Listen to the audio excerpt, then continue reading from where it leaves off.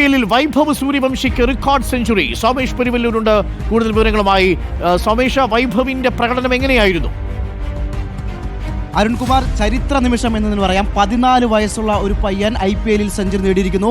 വൻ താരങ്ങൾ സെഞ്ചുറി നേടിയ ഈ ടൂർണമെന്റിൽ വെറും 14 വയസ്സ് മാത്രമുള്ള വൈഭവ് സൂര്യവംശി അത്ഭുതം സൃഷ്ടിച്ചിരിക്കുന്നു, അതിശയം സൃഷ്ടിച്ചിരിക്കുന്നു എന്ന് തന്നെ പറയാം.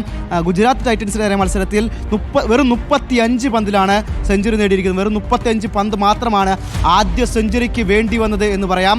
മൂന്നാമത്തെ മത്സരം മാത്രമാണ് IPL-ൽ ഈ 14-കാരൻ കളിക്കുന്നത്. ഒരുപക്ഷെ IPL-ൽ രാജസ്ഥാൻ റോയൽസ് വൈഭവ് സൂര്യവംശിയെ 1 കോടിക്കും 1 ലക്ഷം രൂപയ്ക്കും സ്വന്തമാക്കുമ്പോൾ സൂര്യവംശിയെ കളിപ്പിക്കാനല്ല, ഈ സീസണിൽ കളിപ്പിക്കാനല്ല, അടുത്ത സീസണിൽ കളിപ്പിക്കാനായിരിക്കും എന്നൊക്കെ പറഞ്ഞിരുന്നു. എന്നാൽ സഞ്ജു സാംസൺ പരിക്കേറ്റതോടെ ഒരു അവസരം ലഭിക്കുകയായിരുന്നു.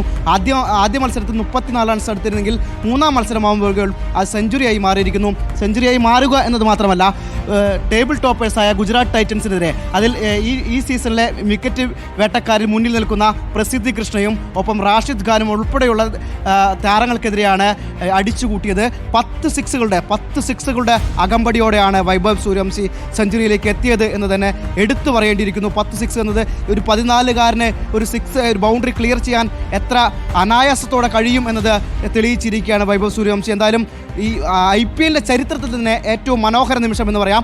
14-ാം വയസ്സിൽ ഒരു IPL സെഞ്ചുറി നേടിയിരിക്കുകയാണ് വൈഭവ് സൂര്യവംശി എന്ന രാജസ്ഥാൻ റോയൽസ് താരം. ഒപ്പം എടുത്തു പറയേണ്ടത്, ഈ മത്സരത്തിൽ തന്നെ ഒരു ഓവറിൽ 30 റൺസും നേടിയിരുന്നു വൈഭവ് സൂര്യവംശി. അതായത് അദ്ദേഹത്തിൻ്റെ കഴിവ് എത്രത്തോളം ഉണ്ടെന്ന് മനസ്സിലാക്കേണ്ടത്, 14-ാം വയസ്സിൽ ഒരു ഓവറിൽ 30 റൺസ് എടുക്കുകയും ഈ സീസണിലെ ഏറ്റവും ഫാസ്റ്റസ്റ്റ് അർദ്ധ സെഞ്ചുറി നേടുകയും ഈ സീസണിലെ രണ്ടാമത്തെ സെഞ്ചുറി അത് നേടുകയും ചെയ്തിരിക്കുന്നു വൈഭവ് സൂര്യവംശി.